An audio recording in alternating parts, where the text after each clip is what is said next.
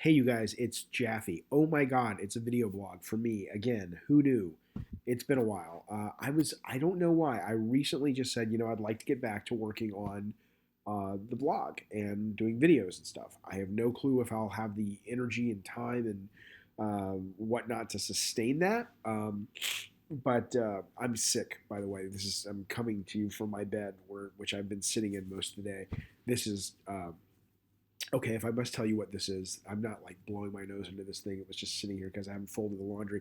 My kids love going to the 99-cent store, and I don't really know why. I mean, I have nothing against the 99-cent store, but it's so much fun for them. Their grandma used to take them all the time. Anyway, they had these little Marvel, rags, and they were folded up. You bought them like these little fucking squares, and when you put them in water, they became this. So anyway, I'm using because I'm sick. I'm fucking sick. What are you gonna do? And but I said, hey, it might be fun to do some video blogs again and whatnot. So hello, how are you? It's been a while. Clearly, I need a haircut. I don't know what to do about my hair. That's the thing, right? Because I have a big fucking bald spot up here, and I've gained so much weight over the course of the last year that I don't want to get it super short. My dad, who was never overweight, but he had it like a monk haircut. It was just like all this was here and this was gone. And he was kind of like me in that he didn't really give two shits about it. But I know that kind of haircut is, no one's walking around with those anymore. So I don't know. I have no idea, but it's kind of crazy. Anyway, so how are you? Oh, good. I'm glad to hear that. Yeah, we have not done this in a while. I don't know. It's interesting. Why? Why haven't I figured out. I know why. Because when I was working at home on Twisted Metal and calling all cars, I didn't go into the office. I did, but it was rare. So it was me, at home, especially during the day when everyone was out of the house. And so it was a way, I guess, to directly communicate with people, talking about games and shooting the shit and stuff like that. But now that I actually go into an office in San Diego, that desire is no longer there. But the desire to communicate and do video blogs, I think, is coming back for some reason. We'll figure out why. Who knows? Who knows? Anyway, what's going on? Resident Evil 7, I finished that today. I played the whole thing in VR. I had no idea how long form VR would end up working. I loved it. I fucking loved it. It was so immersive, and it was so like the game itself. If you strip away the VR, it's a beautifully produced, beautifully executed, uh, you know, good first-person action horror game. There's nothing brilliant about it, nothing bad about it. It's just really good. But when you put it in VR, you put the headset on, you put the earphones on, especially up until the last part of the game where it kind of doesn't go off the rails, but it gets into that Umbrella Corp stuff that I hate about Resident Evil. I like the opening. The first 75% of the game is in this old Louisiana swamp house with this crazy inbred family. At least it seems that way. That's a really cool world to get lost in. I mean, you don't want to live there, but it's so weird uh, that to put your headset on and kind of get lost in that and really feel immersed in it. That's pretty fucking cool, and it's absolutely convinced me. And I'm playing it all with the DualShock. I mean, I did get queasy. Maybe the first 20 minutes because I hadn't played in VR in about 3 months. It took me some time to get acclimated, but after that, I mean, it was awesome. It was fucking awesome. I'm gonna throw this away. I think when I'm done. I mean, again, I'm not blowing my fucking nose in it, but now what am I gonna do with this fucking thing, right? I guess I could wash it, but Anyway, so that was great. And then I played this game. I'm sick, so I came home from work early yesterday. And I didn't feel like putting on the headset. And I'm downloading Zelda now. My copy of Horizon, I haven't gotten that yet. And so I'm like, I don't want to play anything big. I just want to play something to just kind of veg. And I played this thing called like Final Fantasy Knight or King's Tale. It's for free right now on PSN. And I guess it was the pre-order of the last Final Fantasy. It was like a bonus that you got. And I'm like, fuck it, it's free. It looks kind of fun. I'll play it. It's really good. It's really good. It seems like a traditional hack and slash that you're going to get bored of in 10 minutes.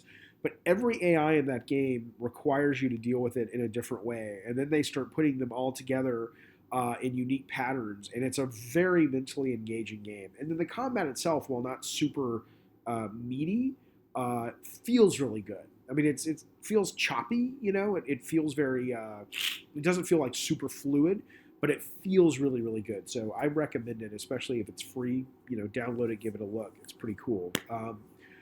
And then, yeah, I'm about to start Zelda, and obviously we have Drawn to Death coming out. Somebody told me on Twitter today. They said it'll be out in a month from today. So it'll be out April 4th, and I never realized. I did not realize, but I hadn't hit me yet.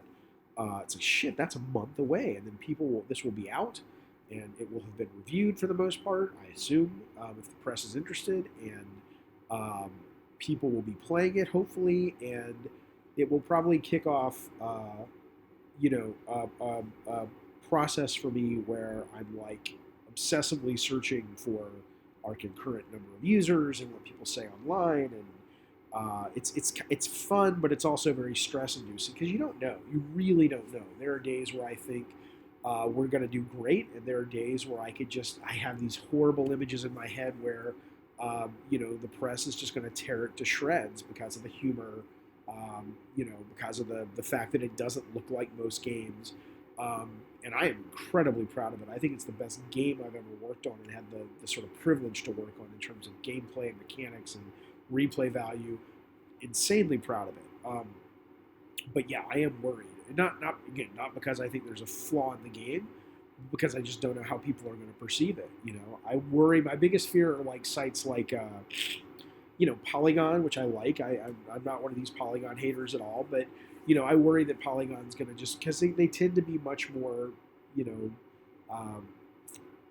what's the word? Not you want to say highbrow, but that's not correct because that kind of implies that Drawn to Death is lowbrow because it's a subjective. How do I put this? They tend to write about games as if they're looking for more of a intellectual stimulation from them or an emotional stimulation from them. And maybe that's not even correct. What am I trying to say about Polygon and sites like it? Let me just say this. I would worry that they may look at a game where you have lots of fucks and shits and motherfuckers and sequences where you go inside giant buttholes and monkeys shit in their hand and you use it as a weapon. I worry that they would look at that as being not juvenile in a fun way, but juvenile in a way that is just absolutely offensive to their sensibilities, which is their right.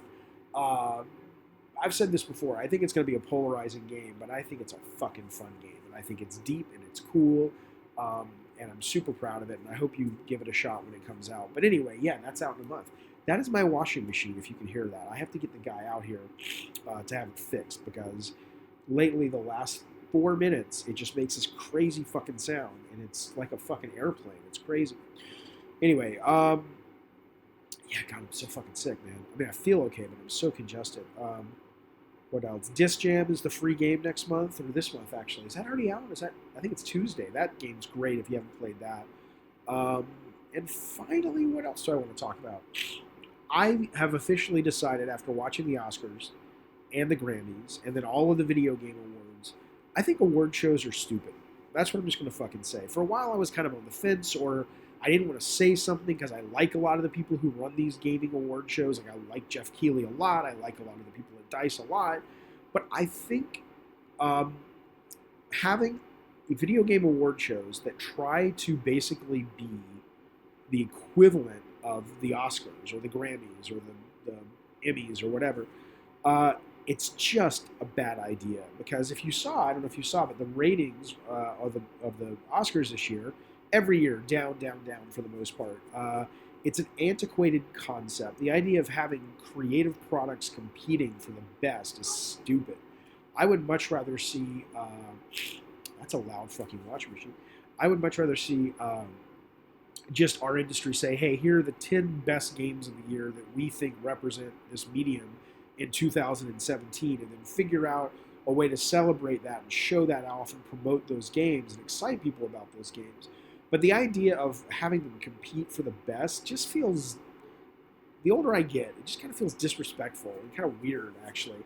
And the other part is how the video game award shows always try so hard to ape like the Oscars or the MTV Awards or whatever, with this still two people come out and they do a presentation, and it's kind of intentionally stupid jokes that are meant to be kind of puns, and the audience is meant to groan at them, and it's just like, what are we doing? It's like somebody needs to step back and really go, what is our intent here? Maybe they do. Maybe I just don't personally like it, but it doesn't seem like it's celebrating our industry and the medium in the best light. Plus, I've actually been on nominating committees before, and you may or may not be surprised that it's people are so. I was on a panel once for best game direction, and literally we had like 20 people in that panel, and people couldn't agree on what the fuck the category was. So we had some people saying, "Oh, let's nominate this person for best game director because the production was huge and it took 3 years and it had all these hundreds of people," and they were basically thinking a director award should go to someone that was able to sort of manage all of that and deal with all those different opinions and ideas and put it into a game. Not saying you shouldn't celebrate that, but there were other people, myself included, that were saying, look at this game over here, which has nothing to do with amazing production, but it had a vision, it had an idea or an expression of an idea through the game that was really unique and interesting and different. And to me, that's good direction in a video game. And it's not a debate about which one is or isn't. It's the fact that we're on this panel to nominate the top 5 video game directors of the year, and you can't even get the fucking people on the panel to determine the definition of the category of which they're nominating people into. And so, yeah, so when I sit there and I watch, oh, game of the year, art of the year, voice actor of the year, whatever, it's meaningless to me because after having seen what happens behind the scenes, you just kind of go, fuck. It doesn't mean anything, you know? So, anyway, there you go. That's my take. It was nice to talk to you again. It's been a while. Maybe I'll do more of these.